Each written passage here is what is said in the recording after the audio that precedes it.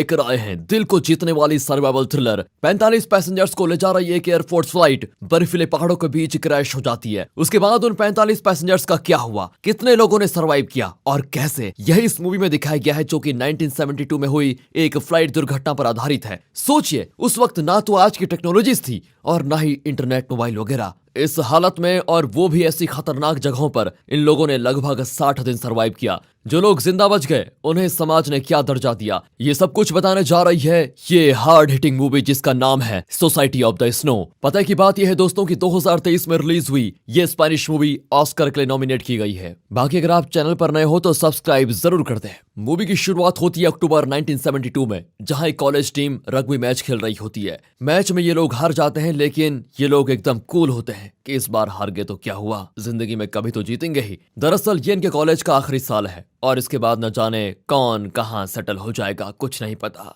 इसलिए सभी दोस्त मिलकर शिले देश में एक ट्रिप करना चाहते हैं। यह है इस कहानी का मेन कैरेक्टर, नाम है नुमा। वो कहता है कि यार लास्ट एग्जाम के लिए मुझे पढ़ना है, पर उसके दोस्त कहते हैं कि यार एक साल से क्या कॉलेज में घास काट रहा था और लास्ट मोमेंट पे पढ़कर होगा क्या, चलना चलते हैं, इसके बाद न जाने ऐसा मौका कब मिलेगा। नुमा भी जरा सोच समझ कर मान जाता है। इस तरह ये स्टूडेंट्स अपनी ट्रिप के लिए निकल पड़ते हैं। उनके घर वाले उन्हें खुशी से विदा करते हैं। 40 पैसेंजर्स के साथ होते हैं 5 क्रू मेंबर्स और ये एक एयरफोर्स फ्लाइट है। जाने से पहले वे एक ग्रुप फोटो खिंचवा लेते हैं, फिर फ्लाइट टेक ऑफ होती है। ये लोग उर्गियो से शिले जा रहे हैं और बीच में एंडेस नाम का एक माउंटेन रेंज पड़ता है, जिसके ऊपर से इस मौसम से निकलना जरा मुश्किल है क्योंकि आसमान साफ नहीं होता। सभी थोड़ा नर्वस होते हैं, लेकिन फिर सोचते हैं कि कोई बात नहीं, देखी जाएगी, कुछ नहीं होगा, एंजॉय करते हैं। इस पर सभी थोड़ा रिलैक्स होकर एंजॉय करने लगते हैं। जब वे एंडीज के ऊपर जा रहे होते हैं तो अचानक फ्लाइट का पंख उसकी एक चोटी से टकरा जाता है और फ्लाइट आधा टूटकर गिर जाती है। इनका एक दोस्त जिसका नाम गस्टो है, वो फ्लाइट से बाहर गिर जाता है। बाकी फ्लाइट भी बर्फीले पहाड़ पर क्रैश कर जाती है। किसी को एहसास ही नहीं होता कि ये क्या हो रहा है, सभी एक दूसरे पर गिर पड़े होते हैं। जब नुमा को होश आता है तो वो दूसरों को भी जगाने की कोशिश करता है। कुछ लोग तो बुरी तरह घायल पड़े होते हैं। वे पायलट के पास जाकर पूछते हैं तो उसका और भी बुरा हाल होता है, पर वो इन्हें कुछ इंस्ट्रक्शंस देता है और वे एयरपोर्ट को कांटेक्ट करने की कोशिश करते हैं, लेकिन सिग्नल तो बिल्कुल नहीं मिलता। नुमा फिर से पायलट से पूछता है कि ग्राउंड को कांटेक्ट करने का और कोई रास्ता है तो बता दीजिए प्लीज, पर वो कहता है कि अब भगवान ही तुम्हें बचा सकते हैं। ये सुनकर नुमा को बहुत गुस्सा आ जाता है। वो अपने फ्रेंड से कहता है कि अब हमें सबसे पहले अपने दूसरे साथियों को रेस्क्यू करना होगा। बहुत कोशिश के बाद ये लोग 29 लोगों को ढूंढ निकालते हैं। कुछ और लोग तो बुरी तरह से घायल होते हैं और कुछ लोगों का तो पता ही नहीं चलता, कुछ बेहोश पड़े होते हैं। रात होते होते ठंड बहुत ज्यादा होने लग जाती है और अब सभी फ्लाइट के अंदर लेट जाते हैं। खाली जगह को वो लगेज से भर देते हैं ताकि बाहर की ठंड अंदर ना पाए, पर फिर भी फ्रीजिंग टेम्परेचर में सभी एक दूसरे को कसकर पकड़कर सोने की कोशिश करते हैं। जो घायल होते हैं उनकी दर्द और वेदना की तो सीमा ही नहीं होती। वे चिल्लाते हैं कि प्लीज हमें मार डालो, हम और दर्द नहीं सह सकते। किसी तरह रात गुजरती है। अगले दिन सूरज की रोशनी को देखकर सभी बड़े खुश होते हैं। जो मर गए थे उन्हें एक जगह पर लिटा देते हैं, फिर वे सारे लगेज खोलकर फूड आइटम्स निकाल कर रख देते हैं। उस रात भी वे फ्लाइट के अंदर सिकुड़कर सो जाते हैं। इनका विश्वास है कि फ्लाइट के मिस हुए आज 2 दिन हो चुके हैं, इसीलिए आज नहीं तो कल जरूर कोई रेस्क्यू टीम आकर हमें बचा लेगी। अगले दिन यानी डे 3, एक स्टूडेंट को होश आता है जो बहुत घायल था। वो पूछता है कि मेरी बहन कहाँ है। जब उसे पता चलता है कि उसकी बहन मरी पड़ी है तो वो उसे गले लगाकर रोने लग जाता है। उसकी माँ भी इसी फ्लाइट में आई थी, लेकिन वो भी मर चुकी है। उसे एयरपोर्ट का दृश्य याद आता है जब उसके पापा उससे कह गए थे कि माँ और बहन का ख्याल रखना। अब उन दोनों को खोकर वो एकदम बिखर जाता है, पर उसे इतनी चोट आई है कि वो भी हिल नहीं सकता। अगली सुबह सभी बाहर धूप में खड़े होते हैं तो दूर किसी फ्लाइट के उड़ने की आवाज सुनाई देती है। दरअसल रेस्क्यू फ्लाइट उड़ रही होती है। ये लोग आईना वगैरह फ्लैश करते हैं और लगता है रेस्क्यू फ्लाइट ने इन्हें देख लिया। सभी बड़े खुश होते हैं कि भगवान का शुक्र है, आखिर रेस्क्यू फ्लाइट आ ही गई। लेकिन वो दूसरी दिशा में उड़ जाती है और कई घंटों तक वापस नहीं आती। अब इन्हें शक होता है कि शायद पायलट ने इन्हें देखा ही नहीं। यहाँ बैठे रहने से तो अच्छा है कि हम फ्लाइट का रेडियो ढूंढे जो कहीं गिर गया होगा। वे बर्फीले पहाड़ पर चढ़ते हुए रेडियो को ढूंढने लग जाते हैं, लेकिन कुछ दूर चलने के बाद वे मुड़कर देखते हैं तो फ्लाइट नजर नहीं आती। इतना कोहरा जम चुका था। तब वे समझ जाते हैं कि अगर इतनी ऊंचाई से हमें अपनी फ्लाइट नजर नहीं आ रही है तो आसमान में उड़ती रेस्क्यू फ्लाइट को हम कैसे दिखेंगे। उन लोगों ने तो हमें देखा ही नहीं होगा। अब तो हम पूरी तरह फंस गए। रात को सोना भी मुश्किल हो जाता है क्योंकि अगर किसी की आंख लग गई तो वो फ्रीज होकर मर जाएंगे। इसलिए सभी जागने की कोशिश करते हैं। जो लगेज में फूड आइटम्स थे वो 6 दिन में खत्म हो जाते हैं। इन्हें ठीक से खाना खाए 6 दिन हो चुके हैं और सभी बहुत भूखे होते हैं। एक लड़का तो अपनी फटी हुई चमड़ी निकाल कर खा लेता है, ऐसी हालत हो गई थी। इनके बीच 2 भाई होते हैं जिनसे भूख बर्दाश्त नहीं होती। वे कहते हैं कि अब और कोई रास्ता नहीं रहा, बाहर जो लाशें पड़ी है उनकी चमड़ी खाकर हमें अपनी भूख मिटा लेनी चाहिए। ये सुनकर बाकी लोग गुस्सा हो जाते हैं और कहते हैं कि हम क्रिश्चियन हैं, हमारे रिलीजन में इंसान का मांस खाना पाप है। वो दोनों कहते हैं कि पागल मत बनो, यहाँ पर हमारे शरीर में दुगनी कैलोरीज बर्न होती है। अगर ऐसे भूखा रहना पड़ा तो 2 दिन में मर जाएंगे हम। इतना ही नहीं, कल से मेरा पेशाब काले रंग का हो गया है। नुमा कहता है कि रेस्क्यू टीम जल्दी आ जाएगी, पर तभी वो कहता है कि जो टीम 6 दिन बाद नहीं आई वो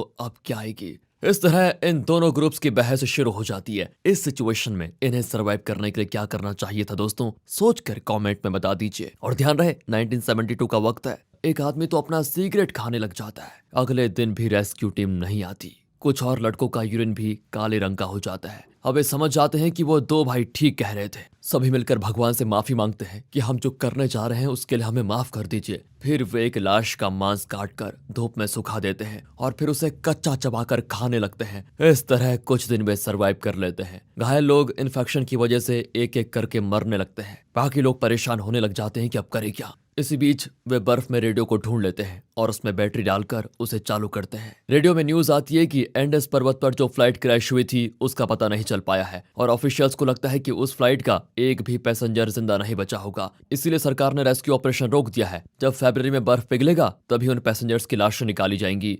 ये सुनकर लोग चौंक जाते हैं क्योंकि फरवरी में अभी 2-3 महीने बचे हुए थे। तब तक तो ये सभी मर जाएंगे। सभी रोने और चिल्लाने लगते हैं कि अब क्या करें। एक लड़का जो सभी को नरमांस खाने के लिए मना कर रहा था वो कहता है कि अब रेस्क्यू टीम नहीं आएगी तो हमें लाशों को खाकर ही जिंदा रहना पड़ेगा। मैं गलत था, इसलिए मुझे माफ कर दो। अब इन्हें यहाँ किसी तरह सरवाइव करना होगा। अगले दिन 3 लड़के कुछ दूर जाकर देखते हैं।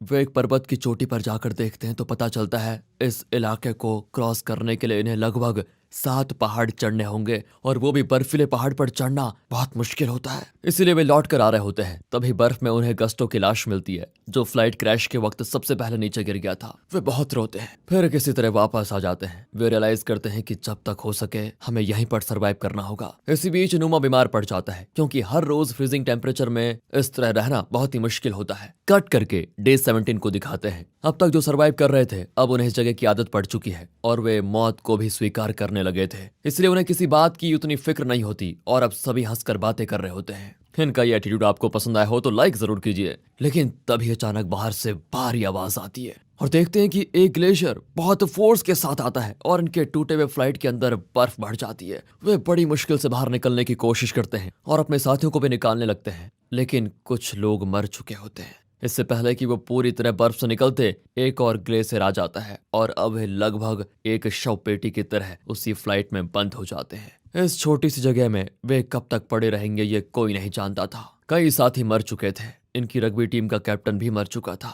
यहाँ ना तो हवा आएगी और ना ही रोशनी। कुछ दिन तो वे इसी तरह बंद पड़े रहते हैं। एक एक करके जब साथी मरने लगते हैं तो सर्वाइवर्स की उम्मीद भी मिटने लग जाती है। अब तक तो वे अजनबियों की लाशों से मांस काट कर खा रहे थे, लेकिन अब उन्हें सरवाइव करने के लिए अपनी ही टीम के साथियों को खाना पड़ेगा, वरना वे जिंदा नहीं रह सकते। नुमा उम्मीद नहीं खोना चाहता और बर्फ को खोदने लगता है। 2 दिन खोदने के बाद रोशनी नजर आती है जो कि फ्लाइट की विंडो से आ रही थी। नुमा अपने पैर से उस ग्लास को तोड़ देता है, लेकिन उसके पैर पर चोटें आ जाती है। धीरे धीरे वे एक एक करके बाहर आ जाते हैं। लगभग 7 दिन अंदर रहने के बाद वे एक बार फिर सूरज को देखकर बहुत खुश होते हैं। सोचते हैं आखिर हमने इतनी बुरी सिचुएशन में भी सरवाइव कर लिया। खुशी के मारे बर्फ में खेलने लगते हैं, लेकिन जल्द ही रियलाइज करते हैं कि एक एक करके वे मर भी तो रहे हैं। एक और बात इन्हें खाई जाती है कि ये नवंबर है, लेकिन दिसंबर में स्नोफॉल भी तो शुरू हो जाएगा, तो सरवाइव करना नामुमकिन होगा। इसलिए कुछ लोगों को पास के किसी इलाके में जाना होगा जहां लोग रहते होंगे। वे सरकार को खबर कर देंगे तो हमारे लिए रेस्क्यू टीम जरूर आ जाएगी।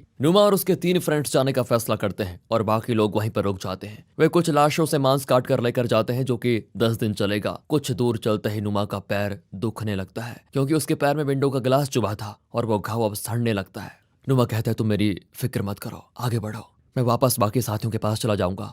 ये कहकर नुमा वापस चला जाता है और बाकी 3 आगे बढ़ते हैं। नुमा कहता है कि हमें सिर्फ उन तीनों के भरोसे नहीं बैठना होगा, बल्कि ये भी देखना होगा कि फ्लाइट में कुछ काम की चीज है भी या फिर नहीं। वे फ्लाइट को फिर से छान मारते हैं तो उन्हें रडार सिस्टम मिलता है। वे उसे ठीक करने की कोशिश करते हैं लेकिन वो काम नहीं करता और 2 लोग मर जाते हैं। नुमा की पीठ पर कोई इन्फेक्शन हो जाता है और वो तेजी से फैल रहा होता है। लगता है कुछ दिनों में ये भी मर जाएगा। अब लाशों का मांस भी खत्म हो चुका है और सिर्फ हड्डियां बची होती है। नुमा की तबीयत और खराब हो जाती है और आखिरकार वो भी मर जाता है। उसने अपने साथियों के लिए एक चिट पर लिखा था, इतने दिन मेरे साथ रहने के लिए थैंक्स। उसके फ्रेंड्स बहुत इमोशनल हो जाते हैं। इस तरह 10 दिन गुजर जाते हैं। फिर वे उसी कैमरा से बाकी सर्वाइवर्स की फोटो लेते हैं जिससे ट्रिप की शुरुआत में इन्होंने ग्रुप फोटो ली थी। यहाँ वो तीनों लोग पहाड़ की चोटी पर पहुंच गए हैं लेकिन मांस भी बहुत कम हो जाता है। 3 लोग सरवाइव नहीं कर पाएंगे। तब वे फैसला करते हैं कि उनमें से एक वापस साथियों के पास चला जाएगा और सिर्फ 2 लोग आगे बढ़ेंगे। वो लड़का वापस आकर बताता है कि वो दोनों जरूर मदद लेकर आएंगे, हमें विश्वास करना होगा, तुम लोग फिक्र मत करो। इसी उम्मीद में वे जीने लग जाते हैं। यहाँ वो दोनों सर्वाइवर्स कई मुश्किलों का सामना करते हैं। वहाँ कम से कम सर छुपाने के लिए फ्लाइट तो थी लेकिन खुले आसमान के नीचे और वो भी बर्फ से भरे पहाड़ पर दिन रात चलना बहुत मुश्किल हो जाता है। रात को तो बहुत ज्यादा ठंड हो जाती है। किसी तरह 10 दिन चलने के बाद वो एक नदी के पास पहुंचते हैं। यह देखकर दोनों की खुशी का ठिकाना नहीं होता। दोनों उसका पानी पीने लगते हैं तो नदी के उस पार एक किसान अपने घोड़े पर आता है। ये लोग उसे आवाज देते हैं लेकिन उसे कुछ सुनाई नहीं देता। वो एक पेपर पर लिखते हैं कि अक्टूबर 13 को जो फ्लाइट निकली थी और गायब हो गई थी, हम उसी के सर्वाइवर्स हैं। और भी कुछ लोग बचे हुए हैं, प्लीज सरकार को इन्फॉर्म कर दीजिए कि हमारे लिए रेस्क्यू टीम भेजें। ये लिखकर वो एक पत्थर पर रखकर उस पेपर को पार फेंकते हैं। लेटर पढ़कर किसान चौंक जाता है और तुरंत ऑफिशियल्स को खबर देता है। वे सुनकर दंग रह जाते हैं कि उस खतरनाक बर्फीली जगह पर ये लोग लगभग 2 महीने से सर्वाइव कर पाए हैं। तुरंत रेस्क्यू टीम भेजी जाती है। यहाँ इनके पास जो रेडियो होता है उस पर वे रेस्क्यू टीम के आने की खबर सुनकर इतने खुश हो जाते हैं कि बाल बाल ठीक करके बिल्कुल तैयार हो जाते हैं जैसे कोई वीआईपी इनसे मिलने आ रहा हो। 2 महीने के बाद अपने लोगों के पास वापस जाने की जो खुशी होती है ना, और वो भी उस बदतर बर्फीले पहाड़ में बुरे से बुरे दिन देखने के बाद, उस फीलिंग का क्या ही कहना। रेस्क्यू हेलीकॉप्टर से वे इन्हें वीडियो भी लेते हैं। मूवी में इस पॉइंट पर वो ओरिजिनल वीडियो प्ले किया जाता है जो असल में 1972 में उस रियल रेस्क्यू टीम ने लिया था। आखिर सर्वाइवर्स दिसंबर 22, 1972 में अपने देश वापस लौट आते हैं। 45 पैसेंजर्स में से सिर्फ 16 लोगों ने सर्वाइव किया था। इनके परिवार वाले खुशी से इन्हें गले लगा लेते हैं क्योंकि वे लगभग मान चुके थे कि ये बच्चे बर्फ में जमकर मर गए होंगे। उन्हें हॉस्पिटल में ले जाया जाता है जहां पता चलता है कि वे सभी बहुत ही कमजोर हैं। फिर भी सर्वाइव करने की चाह और हिम्मत ने उन्हें इतने दिन जिंदा रखा। लेकिन इस स्ट्रेटजी से बचने के बाद इनकी लाइफ में असली ट्रेजेडी हुई। उस नर्क से तो ये लोग बच निकले लेकिन समाज ने इन पर कीचड़ उछाला क्योंकि ये लोग नर मांस खाकर जिंदा रहे। लोग इन्हें कैनिबल कहकर इन्हें समाज से अलग कर देना चाहते थे। इस मूवी का नाम सोसाइटी ऑफ स्नो इसलिए रखा गया है क्योंकि बर्फ से भरी उस सोसाइटी में तो ये लोग सर्वाइव कर गए लेकिन इंसानों की असली सोसाइटी ने इनका जीना मुश्किल कर दिया। यहाँ पर इन्हें लगा कि इस सोसाइटी से तो बेहतर वो स्नो वाली सोसाइटी थी जिसमें ये लोग कम से कम सर्वाइव तो कर पाए